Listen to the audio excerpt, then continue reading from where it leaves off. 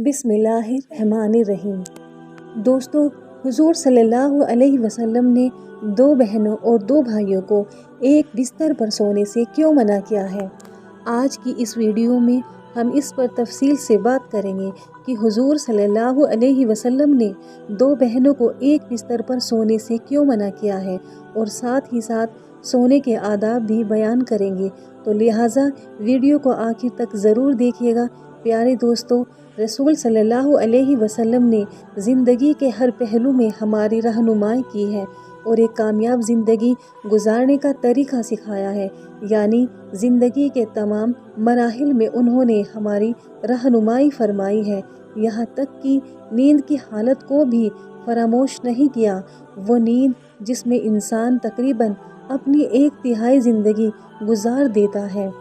इस्लाम ने उसके बहुत से आदाब और सुन्नत ज़िक्र फरमाया है। जो शख्स इन पर अमल करेगा उसे सुकून और इत्मीनान की नींद नसीब होगी। परेशानी, बेचैनी और बेख्वाबी से निजात मिलेगी। सोने के आदाब में से एक अदब यह है कि जल्द से जल्द सोएं और बग़ैर ज़रूरत के जागने से परहेज़ करें।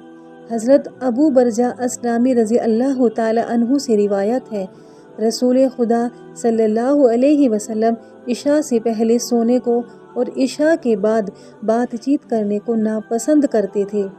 सोने का दूसरा आदाब यह है कि इंसान दाएं करवट पर सोए, क्योंकि नबी सल्लल्लाहु अलैहि वसल्लम दाएं करवट पर सोया करते थे और उसका हुक्म भी इरशाद फरमाया है। हज़रत बरा बिन आज़िम रज़ी अल्लाह ताला अन्हु फरमाते हैं कि नबी करीम सल्लल्लाहु अलैहि वसल्लम दाईं करवट पर लेटा करते थे और हज़रत बरा बिन आज़िब को भी आप सल्लल्लाहु अलैहि वसल्लम ने दाईं करवट पर ही लेटने का हुक्म दिया। दाईं करवट पर लेटना ही अफजल है, चाहे किबला की तरफ मुंह हो जाए या पीठ, या किबला दाएं हो या बाएं, दाईं करवट पर ही लेटना चाहिए, क्योंकि नबी सल्लल्लाहु अलैहि वसल्लम ने इसी का हुक्म फरमाया है। तीसरा अदब यह है कि इंसान लेटते वक्त दाएं हाथ को दाएं रुखसार के नीचे रख ले। हज़रत अबू हुरैरा रज़ी अल्लाह ताला अन्हु से रिवायत है कि उन्होंने बयान किया, हुजूर पाक सल्लल्लाहु अलैहि वसल्लम ने फरमाया कि जब तुम में से कोई शख्स अपने बिस्तर पर आ जाए तो अपना बिस्तर झाड़ ले, इसलिए कि वह नहीं जानता कि क्या चीज़ उसकी गैर मौजूदगी में उसमें दाखिल हो गई है। सोने से पहले हाथ और मुंह में गोश्त, चर्बी वगैरह का असर महक हो तो इसको धो लेना चाहिए। रसूल सल्लल्लाहु अलैहि वसल्लम ने फरमाया, जिसके हाथ में गोश्त या चर्बी की महक या उसका असर मौजूद हो और उसे धोए बगैर सो गया, फिर उसे कोई मुसीबत पहुंची तो उसे चाहिए कि वो अपने आप को ही मलामत करे। सोने से पहले खाने पीने के बर्तनों को ढक देना चाहिए। सोने से पहले खाने पीने के बर्तनों को बिस्मिल्लाह कहकर ढांपे। अगर कोई चीज़ ना मिले तो कम से कम एक लकड़ी ही सही बिस्मिल्लाह कहकर उन पर रख दे, इसलिए कि शैतान बंद दरवाज़ों को और ढके हुए बर्तनों को नहीं खोलता। सोने से पहले आग और चिराग बुझा दे। हज़रत जाबिर बिन अब्दुल्ला रज़ी अल्लाह ताला अन्हु से रिवायत है कि रसूल अल्लाह सल्लल्लाहु अलैहि वसल्लम ने फरमाया, रात में जब तुम सो जाओ तो चिराग बुझा दो और दरवाज़ा बंद कर दो। हज़रत अब्दुल्ला इब्न उमर रज़ी अल्लाह ताला अन्हु फरमाते हैं कि रहमत आलम सल्लल्लाहु अलैहि वसल्लम ने फरमाया, सोते वक्त अपने घरों में आग को जलते हुए ना छोड़ो। एक और रिवायत में है कि चिराग बुझा दो, क्योंकि बसा औकात चूहा चिराग की बत्ती को भड़काकर घर वालों को जला डालता है। ऐसी छत पर सोना बना है जिसके चारों तरफ कोई आड़ ना हो जो गिरने पड़ने से रोक सके। रसूल खुदा सल्लल्लाहु अलैहि वसल्लम ने फरमाया, जो शख्स ऐसी छत पर सोए जिसके अतराफ कोई आड़ ना हो और वो ऊपर से गिरकर मर जाए या उसे कोई नुकसान पहुँचे तो वह अल्लाह की ज़िम्मेदारी से बरी है। दोस्तों, यह थे कुछ सोने के आदाब जिनको बयान करना मैंने ज़रूरी समझा। अब हम अपने मौजू की तरफ आते हैं कि हुजूर सल्लल्लाहु अलैहि वसल्लम ने दो भाइयों बहनों को एक बिस्तर पर सोने से क्यों मना किया है। दोस्तों, इस्लाम इंतहाई साफ़ सुथरा और पाकीज़ा दीन है। اس کے احکام انتہائی عمدہ تقوی، خوف باری تعالیٰ اور پاکیزگی پر مبنی ہیں۔ اسلام جہاں ظاہری گندگی سے بچنے کی اپیل کرتا ہے، اس کے ساتھ ساتھ ایسے انتظام بھی انسانوں کو دیتا ہے جس سے ہر فرد کی روحانی تربیت بھی ہوتی ہے۔ اسلام نے والدین کے لیے جہاں انہیں خود گناہ کے کاموں سے بچنے کی تلقین کی ہے، وہاں پر ان کے بچوں کے لیے بھی حکم صادر فرمائے ہیں۔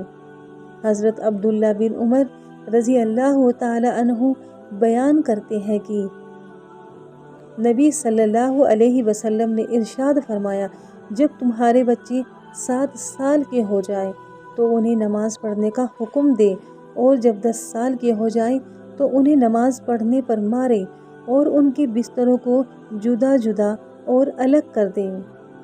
علامہ محمود محمد رحمۃ اللہ علیہ ابو داؤد کی شرح میں لکھتے ہیں کہ ان کے بستر جدا جدا کر دو، اس کا مطلب یہ ہے کہ ان کے سونے کی جگہ الگ الگ بناؤ، اس لیے کہ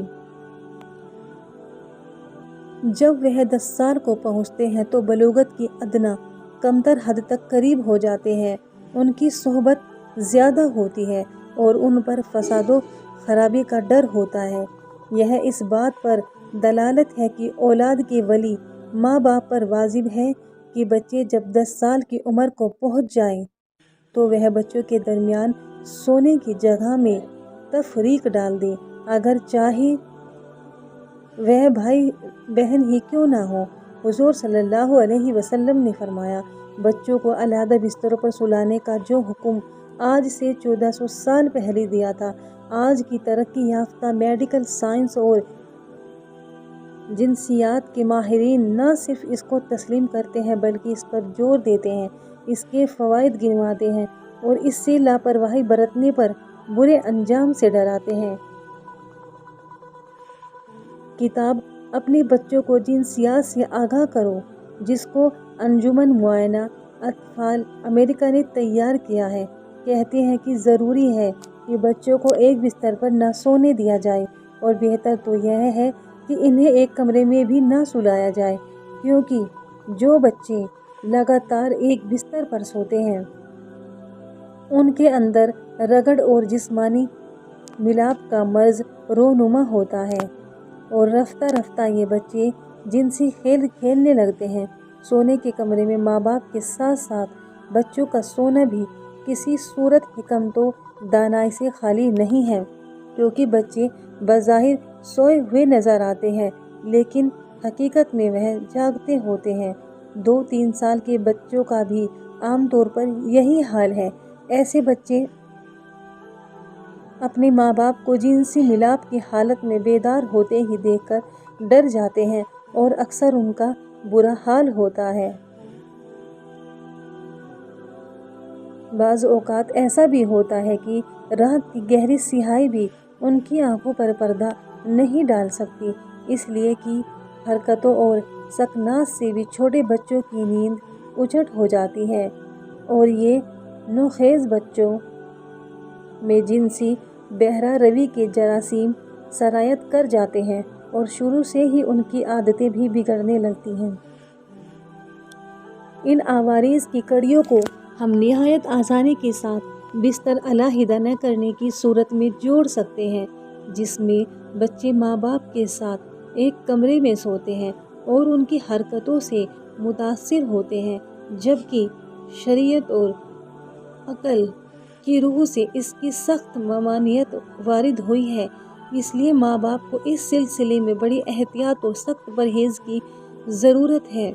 علامہ مناوی جامع صغیر کی شرح میں لکھتے ہیں کہ جب تمہاری اولاد 10 برس کی عمر کو پہنچ جائے تو ان کے وہ بستر جہاں وہ سوتے ہیں جدا کر دو، شہوت کی مصیبتوں سے ڈرتے ہوئے، اگرچہ 2 بہنیں ہی کیوں نہ ہوں۔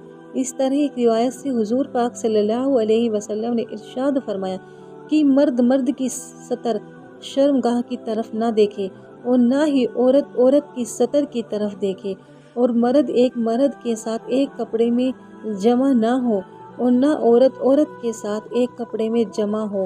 اس حدیث میں بھی یہ حکمت پیش نظر ہے کہ مرد و زن برائی سے محفوظ رہے اور اپنے آپ کو گناہوں سے بچائے رکھے، کیونکہ جب تنہائی اور ایک ہی بستر میں انہیں سونے کی جگہ ملتی ہے تو شیطانیت کا دروازہ کھلنے میں دیر نہیں لگتی۔ تو اسلام نے اس دروازے کو بند کرنے کے لیے یہ تعلیم دی ہے کہ 10 سال جو شعوری عمر کی ابتدا ہوتی ہے اس سے ہی پابندی کر دی جائے تاکہ برائی کے راستے بند ہو جائیں۔ اس لیے ہمیں اس بات کی طرف خصوصی توجہ دینی چاہیے اور اپنے بچوں کو اسلامی تعلیمات سے ہمکنار کرنے کے لیے پوری محنت اور کوشش سے کام لینا چاہیے۔